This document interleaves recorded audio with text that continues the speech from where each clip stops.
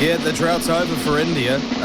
So spectacular work from them to get the World Cup, the T20 World Cup. Rahul Patil joining us. He is all over it. What a weekend for Indian cricket fans. For yourself, of course, you're a Black Caps fan, but you're also an Indian cricket fan as well.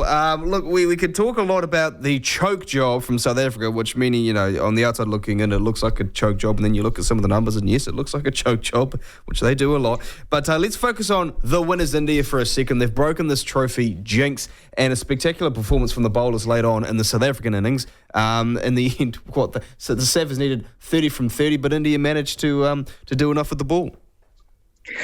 Absolutely. The jinx is finally broken. I mean, geez, we've been waiting for a ICC trophy for a long, long time now. For those who don't know, I mean, everybody who follows cricket will know that twice we've reached the finals of the World Test Championships, lost the first one to New Zealand, lost the second one to Australia. We were finalists in that ODI World Cup in 2023 when we won all our games. And I keep saying we because, as you said, the dual allegiances always help. Yeah. But yeah, they won all their 10 games in the ODI World Cup, reached the final, lost to Australia. So 3 finals back to back. They've stuffed it up themselves.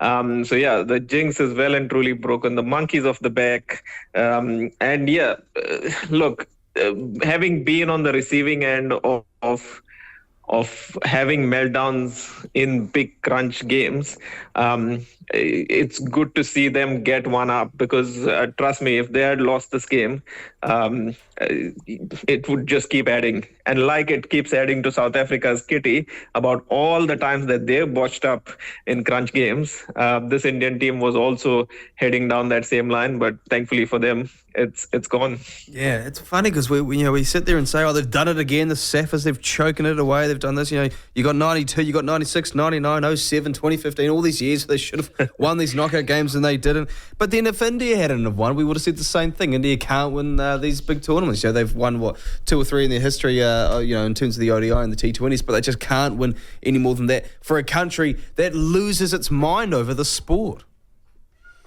Yeah, and look, a lot of people saying that it's amazing, like you say, that for a country that has so much talent and loves the sport so much, and there's so much money in the sport in the country, for them not to be winning trophies is a mystery.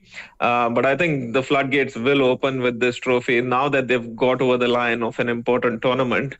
I'm sure the belief will be there, and moving forwards, you'll see a lot more victories coming their way. I mean, it doesn't stop. There's a Champions Trophy coming up in Pakistan. There is World Test Championship final in 2025, which India currently at the top of the ladder, so favorites to make that final as well.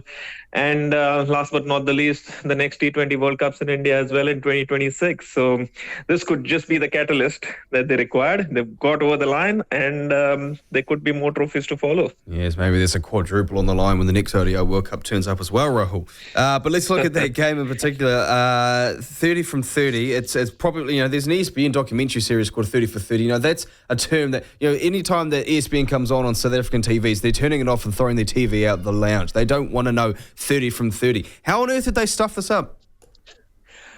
Good question. I mean, look, the one thing you can do is you can win games of cricket on the field, but it's the mind games that you need to win as well. I just wonder if even when there were 30 required from 30 balls, whether the belief was there, and nobody knows the answer to that. Only the people playing that game in a South African shirt will know that. But I wonder what the dressing room was thinking. Were they thinking, we've got this, we can win this? Or were they thinking, geez, I hope we don't stuff this up? We saw it again. Klaasen gets out. Then all hell breaks loose. Marco Jansen comes in to join David Miller, and suddenly that game, they were hitting sixes for fun until then, and then suddenly they couldn't find singles to take. And how you go from 30 of 30 to 16 required of 6 in the space of that little time is just a mystery. But one word, pressure. Pressure does funny things to funny people. And Bumrah is the best in the world at bowling those death overs. He's done it to the best in the world. So I'm not surprised that he was the front runner to make things happen over there. And it'll take a long time for the South Africans to get over this one. You don't mind games when you lose by a massive margin, but when you need 30 from 30 and you stuff it up, it's always going to be something really hard to get over. Devlin. Yeah, the next rule. The platform. Love having this guy on the show. Craig, always a pleasure. Welcome back. Great to be with you, Lachlan.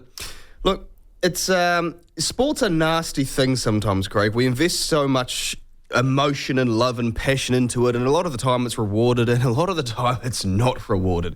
And there's not many teams in this world that get kicked in the guts as hard as South African cricket. After that final, we'll talk about India a little bit in a sec, but after that final, what are the main emotions, feelings right now for yourself and other South African cricket fans right now? Well, it was an opportunity missed, when they got to the 16th over and South Africa needed 30 or 30 with 6 wickets in hand.